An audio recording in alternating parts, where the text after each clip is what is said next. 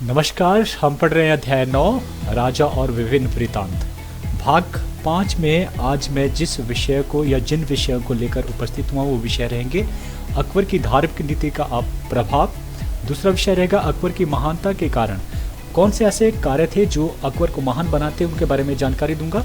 तीसरा है अबुल फजल का जीवन परिचय। ये अबुल फजल कौन थे, अकबर का इनसे क्या नाता था, उसके बारे में जान पाएंगे। और चौथा है अकबरनामा पुस्तक, ये किसने लिखी और इसमें हमें क्या ज्ञान मिलता है अकबर के समय का, वो सभी बातें हम जान पाएंगे। तो पहले प्रारंभ करते हैं अकबर की धार्मिक नीति। इससे पहले मैं थोड़ा सा आपको बता देना चाहता हूँ, हमने पार्ट नंबर 4 भाग नंबर 4 में मैं बता चुका हूं अकबर की राजपूत नीति। अगर आप राजपूत नीति को अच्छी तरह से समझ पाए हैं तो धार्मिक नीति को समझना ज़्यादा मुश्किल कार्य नहीं रहा। वो बिल्कुल ठीक वैसे ही है जैसे हमारी राजपूत नीति है। धार्मिक नीति के पीछे कारण क्या थे उसको अपनाने के, और इसके बारे में हम बात कर भी चुके हैं कि उनकी धार्मिक नीति क्या थी। धार्मिक नीति थी सुलह कुल पर आधारित। सुलह कुल का मतलब हुआ शांति से रहना, सभी धर्मों के साथ मिलकर। या राजपूत नीति क्या थी कि राजपूतों को अपना मित्र बनाना, उनके साथ अच्छे से रहना। तो कहीं ना कहीं दोनों का रिलेशन एक ही तरह का, इसके पीछे कारण क्या था वो भी एक ही है। तो जान पाएंगे अकबर की जो धार्मिक नीति है उसके बारे में हम कहाँ से पता लगता है। अबुल फजल, फैजी, बंदायू और विदेशी वृत्तांत। तो याद रखने वाला बात है अबुल फजल, फैजी, बंदायू जो उस समय के उनके दरबार के जो है वो इतिहासकार थे, उनके और विदेशी से भी कुछ जो है लोग उस समय जो घूमने के लिए आए थे उनके वृत्तांतों से जानकारी जो है वो मिलती है। वहीं से हमें ये सारी जानकारी मिलती है, ठीक उसी प्रकार जिस प्रकार से राजपूत नीति की। फिर अकबर की जो धार्मिक नीति थी वो सुलह कुल पर आधारित थी। सुलह कुल का मतलब हुआ कि सभी धर्मों के लोगों के साथ सहिष्णुतापूर्ण व्यवहार करना। आप कुछ भी डेफिनेशन इसकी दे सकते हैं, समझना है, शब्द को समझना है।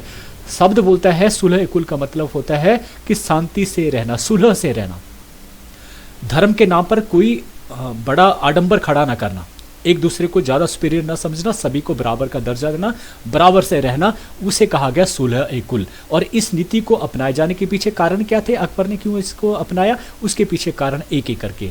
ये धार्मिक नीति, अगर ये हुआ धार्मिक नीति। अगर आप पढ़ रहे राजपूत नीति, तो राजपूत नीति क्या थी कि राजपूतों के साथ मित्रता अपनाना। उसके पीछे कारण क्या था, उनमें से पूछा जाए तो कारण ये भी हो सकता है विरासत का प्रभाव। विरासत को होता है कि अपने माता पिता का उसके ऊपर प्रभाव था। कैसे, बाबर, हुमायूं, अगर बात करें बाबर की, ये कट्टर या सुन्नी मुसलमान होते हुए भी जो है वो उदार स्वभाव के थे। मतलब कहीं ना कहीं वो हिंदू की तरह उनका जो है वो स्वभाव था। देखिए इस्लाम की बात करें तो वहाँ पर दो तरह की, अगर जाति कहूँ मैं तो जाति कहूँगा, दो तरह की जातियाँ हैं। एक है जो सुन्नी बोलते हैं अपने आप को, दूसरे जो है वो कहते हैं शिया। जो सुन्नी है वो बहुत कट्टर होते हैं, उनका लालन पालन जो है वो ऐसे हालात में किया जाता है कि वो वैसे ही, देखिए बचपन का जो है जैसे आपका लालन पालन होता है उसका इम्पैक्ट बड़ा भारी पड़ता है। तो जो बच्चे सुन्नी या माँ बाप के यहाँ जन्म लेते हैं उन्हें कभी भी जो है वो बहुत सारी चीज़ें बंदिशें होती हैं, जैसे कि कलाओं में विश्वास नहीं रखते हैं। वो चित्रकला करना है, गाने गाना है, नाचना है, इनसे दूर रखते हैं बच्चे को, ताकि उसका हृदय जो है परिवर्तित ना हो, वो कठोर बने, कठोर बनाने के लिए। और मैं मानता हूं कि जो बच्चा संगीत की तरफ जो रुचि रखता है वो कभी भी किसी का गला नहीं काट सकता है। तो इस प्रकार से जो सुन्नी होते हैं वो उनका स्वभाव ऐसा ही होता है, क्योंकि उनको सिखाया जाता है कि दूसरे धर्म के लोगों को मार कर जो है आप अगर कोई कार्य करते हैं तो वो उसमें खुदा भी आपके शामिल होते हैं। और जबकि मैं ऐसी चीज़ नहीं मानता हूँ, जो दूसरे धर्मों को गला काट कर जो है आप अपने आप को सही ठहराते हैं तो वो अच्छी बात नहीं है। तो ऐसा ही जो है कुछ जो है कहते हैं जो सिया धर्म के लोग हैं वो हमारी ही तरह जो है अहिंसा में विश्वास रखते हैं, दूसरों को मारना काटना जो है उनके जीवन में नहीं होता है, और वो कला प्रेमी होते हैं। जिस प्रकार से आपने सूफी जो है सुने होंगे गाने, या फिर आपने सूफी कलाम के अलावा अपने जो कवालियाँ हैं वो सुनी हैं, ये सारी की सारी कहाँ आती हैं, सिया से आती हैं। तो मैं बात कर रहा था कि उनके पिता जो हुमायूं थे उन्होंने भी सिया को अपना लिया था, ये हमने पढ़ चुके हैं राजपूत नीति में। और इसी प्रकार से उनकी जो माता थी हमीदा बानो, माता ने पहले से ही जो सिया धर्म से संबंधित हो, तो इस प्रकार से इनका प्रभाव इनके ऊपर पड़ा। अब्दुल लतीफ़ ये थे इनके गुरु। तो अब्दुल लतीफ़ और संरक्षण की बात, यहाँ पर जो संरक्षक थे बैरम खां, जिनके अगर अकबर क्योंकि 13 वर्ष की आयु में ही जो राजा बन गए थे, तो 13 वर्ष से लेकर जब तक वो वयस्क नहीं हुए, 21 वर्ष के नहीं हुए, तब तक जो है वो बैरम खां के ही मैं कहूँगा उनके संरक्षण में ही बड़े हुए। तो वो भी किस में विश्वास रखते थे, सुलह कुल। तो इस प्रकार से कहीं ना कहीं जो धार्मिक नीति जो बनी वो इन लोगों के प्रभाव के कारण ही उनकी ये नीति जो है रही। दूसरा आता है बाल्य अवस्था की पृष्ठभूमि का प्रभाव। अब अकबर का जो जन्म हुआ था, आपको याद होगा हमने पढ़ा है कि अकबर के जो पिता हुमायूं थे उन्हें निर्वासित कर दिया गया था भारत से 1540 ईस्वी में शेरशाह सूरी के द्वारा। तो उन्होंने शरण ली थी उसमें, क्योंकि उनका लगातार पीछा किया जा रहा था, तो उन्होंने शरण ली थी उस समय जो है सिंध प्रांत में पड़ता है आज की डेट में अमरकोट। वैसे ये राजस्थान का एक हिस्सा हुआ करता 47 से पहले, लेकिन बाद में इसमें बंटवारा में ये चला गया सिंध में, मतलब पाकिस्तान में जा चुका है। तो अमरकोट के उसमें जो शासक थे उनका नाम था अमरसाल। तो उनके यहाँ पर इन्होंने शरण ली और वहाँ अकबर का जन्म होता है। तो इस प्रकार से अकबर के जन्म में जो भी मान्यता की गई वो सारी जो राजपूत रीति रिवाजों के साथ हुआ। तो इनका पालन पोषण जो बचपन का था वो कहाँ हुआ, इनके राजमहल में। तो इस प्रकार से इसका प्रभाव जो है वो रहा। फिर तीसरा आता है हिंदू पत्नियों का प्रभाव। अकबर ने कई हिंदू राजघराने से विवाह संबंध जो है स्थापित किए थे, जिसमें नाम आता है आमेर, बीकानेर और जोधपुर इत्यादि। तो हमीदा बानो जो थे आमेर की ही जो है राजकुमारी थी। तो इनका सभी का देखिए पत्नी का प्रभाव पति के ऊपर बहुत ज़्यादा रहता है, और यही कारण था कि अकबर के ऊपर भी अछूते नहीं रहे, उनके ऊपर प्रभाव हिंदुत्व का, और इस कारण उन्होंने धार्मिक नीति अपनाई। चौथा था अबुल फजल और फैजी का प्रभाव, कि उनके दरबार के जो कवि थे जिनको जो राजकीय संरक्षण प्राप्त था, उन्होंने जो कुछ लिखा वो अकबर ने एक्सेप्ट किया, उनको स्वीकार किया। अबुल फजल ने कहा कि भाई आप इस जो पूरा जो आपका साम्राज्य है उसके आप पितामह हैं, पिता समान है, तो इसलिए आपको प्रजा के साथ एक पुत्र की तरह ही जो है पेश आना चाहिए। तो उन्होंने एक्सेप्ट किया। तो इस प्रकार से जो राजा अगर अपनी प्रजा को पुत्र मानने लगता है तो कहीं ना कहीं वो एक धार्मिक व्यक्ति था। तो इस प्रकार से जो है हमें कह सकते हैं कि कहीं ना कहीं इनका जो प्रभाव था, इनके विचारों का, वो भी उनको अच्छी धार्मिक नीति के तरफ या जो सुलह कुल की नीति की तरफ जो आकर्षित करने में सफल रही। फिर पांचवा था साम्राज्यवादी उद्देश्य का प्रभाव, जो हमने राजपूत नीति में भी किया था, कि इसलिए क्योंकि वो बड़े साम्राज्य जो स्थापित करना चाहता था वो किसके बिना नहीं हो सकता था, राजपूतों के समर्थन के बिना। तो इस प्रकार से उस समय उनके जो सामने जो बड़ी जो तस्वीर थी या बड़ी जो बाधाएं थी वो था, उस समय उज्बेक थे या मिर्जा थे या अफगान थे, वो उनके आगे जो है खड़े हुए थे। तो जो इनके विद्रोह को कुचलना ये इनके बस की बात नहीं थी अकेले, इसलिए इन्होंने क्या किया, हिंदुओं का साथ लिया अपने धार्मिक नीति के कारण, और इस प्रकार से राजपूतों का सहयोग मिला। और यही कारण था कि साम्राज्यवादी नीति उद्देश्य के कारण भी उन्होंने अपनी धार्मिक नीति में जो परिवर्तन करना पड़ा, इस प्रकार से उन्होंने सुलह कुल को अपनाया। अब आता है इस नीति का प्रभाव, इनके जीवन में इसका क्या प्रभाव पड़ा। पहले आता राजपूतों का समर्थन मिला इनको, नीति बदली इन्होंने, धार्मिक नीति सुलह कुल अपनाई, और इस प्रकार से राजपूतों को अपना मित्र बना लिया, और इस प्रकार से उन्होंने अपने साम्राज्य का विस्तार किया। दूसरा दीन ए इलाही, देखिए इसका एक और जो है वो बड़ा अर्थ निकला या बड़ा कामयाबी भी हासिल हुई उस समय इनको, कि उन्होंने एक धर्म जो ईजाद किया, नया धर्म जो सभी के लिए जो है वो बराबर था। हम कहें कि उन्होंने अपने जो अच्छी बातें सभी धर्मों से ली, चाहे वो हिंदू धर्म था, चाहे जैन धर्म था, चाहे वो सिख धर्म था, सभी धर्मों से उन्होंने जो अच्छी बातें थी उनको लिया, और उसे अपने धर्म जिसका नाम उन्होंने दिया दीन ए इलाही धर्म, इस प्रकार से ये स्थापना भी की। अपनी धार्मिक नीति के कारण ही ये संभव हो पाया। तीसरा है धार्मिक नीति, जो हमें कह सकते हैं कि अच्छी धार्मिक नीति, सामाजिक सुधार हेतु उन्हें प्रेरित किया गया, क्योंकि जब उन्होंने धार्मिक नीति को अपनाया, सुलह कुल को अपनाया, तो इससे क्या किया, उन्होंने सभी धर्मों के लोगों को अपना जो है वो अपना ही लोग समझा। तो इस प्रकार से उनके जो गलत भावना थी या गलत उसके समाज में जो संकीर्ण विचारधारा थी या जो कार्य थे, जैसे सती प्रथा हिंदुत्व में था, बाल विवाह था, इनको उन्होंने दूर करने का प्रयास किया। ठीक है, तो ये भी कार्य जो है धार्मिक नीति के अपनाने का कारण हुआ। संवित संस्कृति, ऐसी संस्कृति जिसमें सभी धर्मों के लोग जो मिलजुल कर रहते हो, ऐसी संस्कृति का प्रारंभिक इसके द्वारा हुआ, धार्मिक नीति के कारण ही इसका जो है वो परिणाम निकल पाया। तभी संभव हो कि जो लगभग कई सदियों से आपस में लड़ रहे थे हिंदू और मुसलमान, वो आपस में कैसे रहने लगे, मिलजुल कर रहने लगे। तो इस प्रकार संवित संस्कृति का जो उद्गम हुआ, ये भी इस धार्मिक नीति के कारण हुआ। पांचवा है इबादत खाना। देखिए इबादत खाना ये अपने आप में बहुत बड़ी बात है। आप इस नज़रिए से देखिए कि इस्लाम धर्म और हिंदू धर्म बिल्कुल विपरीत हैं दोनों धर्म, और आज की डेट देखिए हिंदू और पाकिस्तान को देखिए एक दूसरे को सुहाते नहीं हैं। तो आप सोचिए उस समय भी अगर सल्तनत के पीरियड से पहले देखें, लगभग जो है 200 साल से ही ये संघर्ष जो चल रहा था हिंदू और मुसलमानों के बीच में। तो ये चीज़ें भूल जाना, धर्म से हट के बातों को भूल जाना, और वो भी शासक के द्वारा, शासक कौन है, वो है हिंदू नहीं है, वो मुसलमान है। तो उन्होंने एक ऐसे इबादत खाने की जो है वो स्थापना करी जो शायद वो नहीं चाहते तो नहीं करनी थी। क्या ज़रूरत है, मैं मुसलमान हूँ तो मैं मुसलमान धर्म को ही फैलाऊंगा। जैसे उनके सरिया में कहा जाता है कि आप अपने धर्म के अनुसार ही बात करेंगे और जो विपरीत धर्म के उनके आप गला काटेंगे, तो ऐसा तो उन्होंने नहीं किया। उन्होंने क्या किया, इबादत खाना। और इबादत खाने का तब आप इंपॉर्टेंस जाहिर करेंगे कि 1853 ईस्वी में 318 वर्ष के पश्चात जो है अमेरिका में जो है शिकागो सम्मेलन हुआ था। शिकागो नामक जगह में एक विश्व धर्म सम्मेलन हुआ था, जिसमें विश्व के जितने बड़े धर्म थे उनके अनुयायियों को बुलाया गया था, जिसमें भारतवर्ष का प्रतिनिधित्व किसने किया था, स्वामी विवेकानंद ने किया था। और वो भारत दर्शन से लोग इतने प्रेरित हुए थे कि उनको कई दिन लग गए वहाँ से भारतवर्ष लौटने में। उनका हर दिन जो है वो एक भाषण होता था, लोग उनके हज़ारों में जो है वो क्या बन गए, शिष्य बन गए। तो ये भारत जो दर्शन है ना, यहाँ पर विभिन्न धर्मों के लोग रहने के कारण ये दर्शन बना है। तो ये हम कहते हैं कि अकबर ने इसकी जो प्रारंभ था वो 318 पहले ही कर दिया था, इबादत खाना, जिसमें क्या करता था वो सभी धर्मों के लोगों को बुलाता था और वो उनसे अच्छी बातें जो है वो सीखता था, और इस प्रकार से उसने दीन इलाही धर्म भी ईजाद किया। तो ये पढ़ा धार्मिक नीति का उसके ऊपर जीवन का प्रभाव, और यही चीज़ उसको महान बनाती है। और यही विषय अगला हमारा है, अकबर की महानता के कारण। अकबर की जो गणना है वो विश्व के महान शासकों में की जाती है। उसने 1556 से लेकर 1605 ईस्वी तक जो है शासन किया, और उसकी महानता किन कारणों से है उसकी अगर लिखित जो है आगे जो है वो बात करते हैं, क्यों उसे महान कहा जाता है। पहला, एक विशाल साम्राज्य की स्थापना। विशाल साम्राज्य, देखिए उन्हें अगर हम हुमायूं की बात करें, हुमायूं की मौत हो जाती है 1530 ईस्वी में अकस्मात, और उसके पश्चात जो है बंगाल के जो शासक थे जिनका नाम था आदिल शाह, उन्होंने हेमू को भेजा और इस प्रकार से दिल्ली और आगरा जो है छीन लिया गया। जो बड़े जो साम्राज्य था वो खत्म हो गया था। अकबर के पास कुछ भी नहीं था पंजाब का कालानौर के अलावा। ठीक है जी।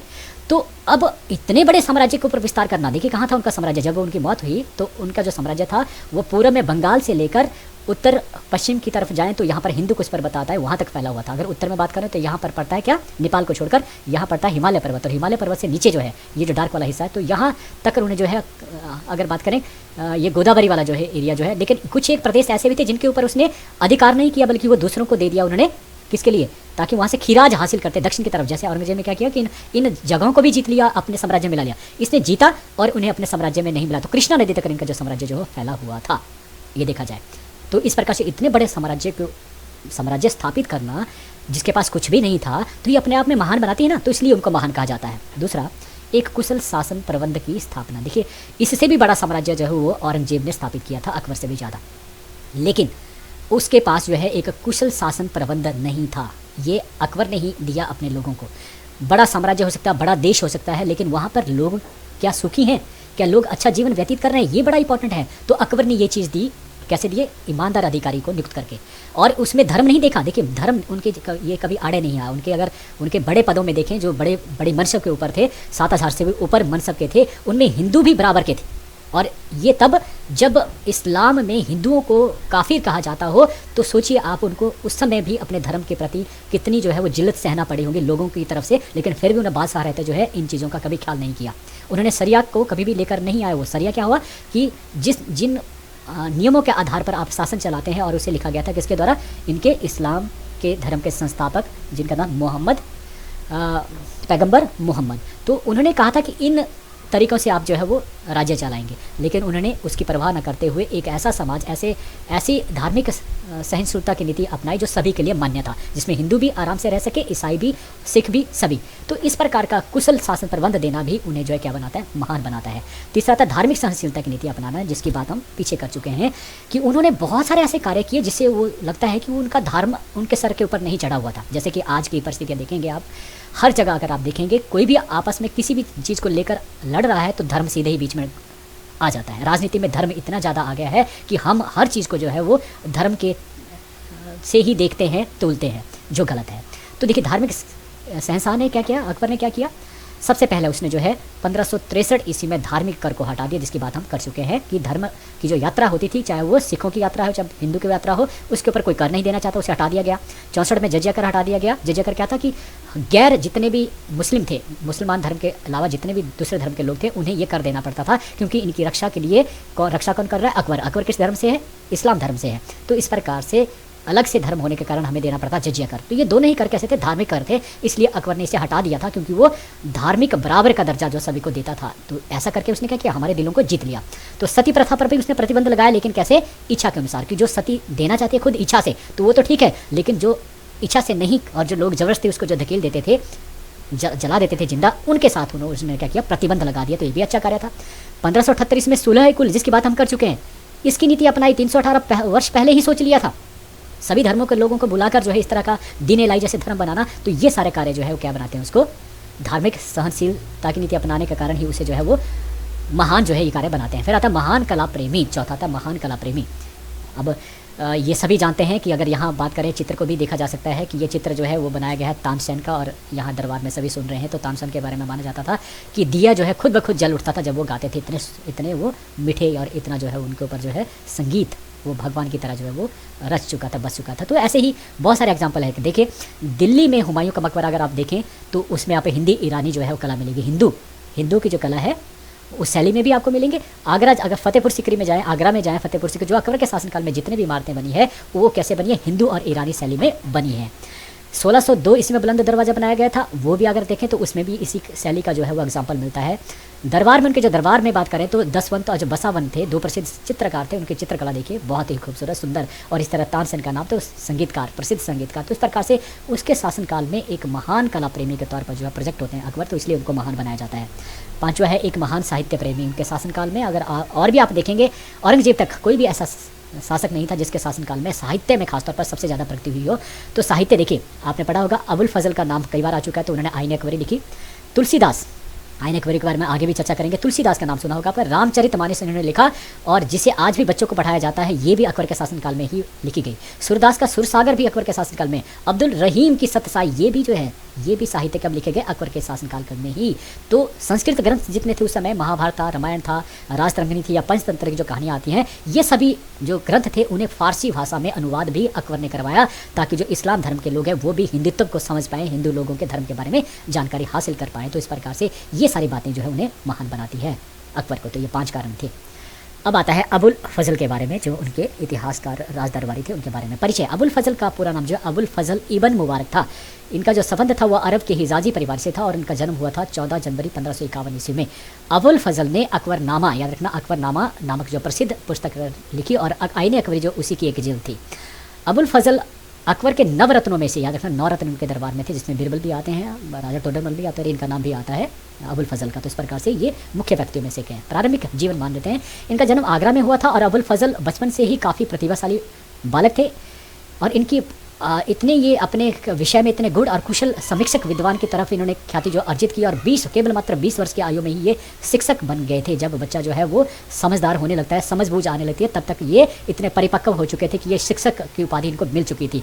1573 ईस्वी में इनका जो प्रवेश था वो अकबर के दरबार में होता है, क्योंकि इन्होंने ख्याति प्राप्त करनी थी और अकबर ने इन्हें दरबार में बुलाया। इस प्रकार से उनकी प्रतिभा, तर्क और निष्ठा और वफादारी के देखकर इन्हें अपने चहेतों में रख लिया और बाद में ये नवरत्नों में शामिल हुए और शीघ्र ये प्रधानमंत्री के ओहदे पर भी बैठ गए। तो एक छोटी सी जगह से एक बड़े जगह के ऊपर मुकाम हासिल करना किसके कारण, प्रतिभा, तर्क, निष्ठा और वफादारी के कारण। तभी हम बोलते हैं कि बच्चे ईमानदारी से अगर अपना कार्य करें तो कोई समय आपका जरूर आता है ज़िंदगी में जब आप शिखर के ऊपर होते हैं, तो आप घबराएं ना, आप हमेशा ईमानदारी से काम करते रहें। अबुल फजल का ऐतिहासिक लेखन, उन्होंने जो है सबसे ज़्यादा ख्याति हासिल की थी वो थी उनकी किताब अकबरनामा। और अकबरनामा में जो आईन अकबरी आती है वो उनकी तीसरी जिल्द थी, उसके बारे में पढ़ लेते हैं पहले। अकबरनामा का जो शाब्दिक अर्थ है वो है अकबर की कहानी। अकबर के बारे में जो कहानी है उसे ही अकबरनामा कहा जाता है। लेकिन क्या था, अबुल फजल ने जो अकबरनामा लिखा उसमें बहुत सारी और भी बातें थी। सबसे पहले एक तो उसने अकबरनामा में क्या है कि अकबर की बहुत ही सुंदर जो है व्याख्या की है अपनी इस किताब में। अकबरनामा की 3 जिल्दें हैं, 3 किताबों को मिलाकर ही एक किताब अकबरनामा जो बनती है। इसमें तीसरा जो पार्ट है, हिस्सा है, उसे ही आईने अकबरी कहा जाता है। देखिए एक एक करके पढ़ लेते हैं। प्रथम जो जिल्द है वो है आदम से लेकर हुमायूं तक का जो इतिहास है वो पहली किताब में आता है। ये आई उनकी पहली जिल्द, ठीक है जी। कहाँ से आदम हुआ, मतलब आदमी जब इस पृथ्वी के ऊपर, धरा के ऊपर आया, उस समय से लेकर हुमायूं तक जो है अकबर के डैडी तक का जो समय है 1530 ईस्वी तक, वो उस काल को कहा गया है प्रथम जिल्द। उसमें विवरण, और इसमें जो है आपका अगर इस्लाम को पढ़ना है, पैगंबर मोहम्मद के बारे में पढ़ना है, तो ये सारी बातें उसमें शामिल है। द्वितीय जिल्द में आता है अकबर सिंहासन में बैठा और उसके पश्चात जब उनकी मृत्यु हुई, तो ये दूसरा जो है भाग में उसी का विवरण जो है वो खूबसूरत विवरण मिलता है। उसमें अकबर बीरबल की कहानियाँ जैसे भी संवाद आते हैं। तृतीय जिल्द में क्या आता है कि प्रशासनिक पद्धति कैसी थी, कैसा प्रशासन चलता था, भू राजस्व व्यवस्था कैसी थी, हिंदू सूफी दर्शन के बारे में जानना हो, या अकबर की कहावतों के बारे में जानना हो, या अबुल फजल की आत्मकथा, उन्होंने अपनी आत्मकथा को भी इसमें रखा है तृतीय जिल्द में। तो इसे कहा जाता है आईन ए अकबरी। तो ये सारी बातें जो आईन ए अकबरी से हमें मिलती है। तो सही मायने में अकबर का प्रशासन, नियम, भू राजस्व, हिंदू सूफी दर्शन, अकबर की कहावतें, अबुल फजल की आत्मकथा, ये सारी चीज़ें जो है तृतीय में है। तो इन्हीं से अब हमारे जो प्रश्न बनते हैं वो है अकबर की धार्मिक नीति के बारे में आप क्या जानते हैं, अकबर की महानता के कारणों का वर्णन कीजिए। तीसरा प्रश्न बन सकता है कि अबुल फजल कौन थे। सॉरी, हमारे से भी गलती हो जाते हैं, हम बेशक अध्यापक हैं लेकिन हैं तो आदमी ही, तो इसलिए माफ़ी चाहूँगा। उन्होंने कौन सी प्रसिद्ध पुस्तक लिखी, अकबर की धार्मिक नीति के क्या परिणाम निकले, ये भी आपसे जान सकते हैं। तो बहुत आसान है, अगर आपने ध्यान से सुना होगा कि माना जाता है कि जो सुनी हुई बातें हैं वो लंबे समय तक जो है वो जहन में रहती है। इसलिए इंपॉर्टेंट है कि जब भी आप सुनो तो बड़े ध्यान से सुनो, आपको दूसरी बार सुनने की आवश्यकता ही नहीं रहेगी। तो आज भी मैं आपके लिए 2 लाइनें नहीं, आज थोड़ा सा एक पहरा लेकर आया हूँ। सुनेंगे ध्यान से, किसी भी मनुष्य की वर्तमान स्थिति देखकर उसके भविष्य का मजाक मत उड़ाओ। जब कभी कोई आदमी चला होता है, साधारण सा व्यक्ति, साधारण से कपड़े उसने पहने हैं और ज़्यादा सुंदर नहीं है देखने में, तो हम क्या करते हैं, हमें लगता है ऐसा ही है भिखारी की तरह, हम उसका मजाक उड़ाना, बातें करना शुरू कर देते हैं, जो बहुत गलत है। क्यों? क्योंकि समय में इतनी शक्ति है कि वह एक साधारण से कोयले को भी धीरे धीरे हीरे में बदल सकता है। जब कोयले से हीरा, दुनिया का सबसे कीमती वस्तु जो है, बन सकती है, तो आप में से ही बहुत सारे बच्चे हीरे बनेंगे, डेफिनेटली बनेंगे। ये मान के चलना, ये तुम्हारी काबिलियत है। तुम कब जो है कोयले से हीरे बन जाओ तुम्हें भी मालूम नहीं होगा, लेकिन इसलिए क्या है कि ईमानदारी से लगे रहो। मैं चाहता हूँ मेरे आने वाले, क्योंकि हर टीचर चाहता है कि उसके बच्चे जो है वो कामयाबी पे पहुँचे, हीरे बने। इस शुभ कामना के साथ आपने मुझे आज भी बड़े ध्यान से सुना। आप सभी का बहुत बहुत धन्यवाद। Thank you.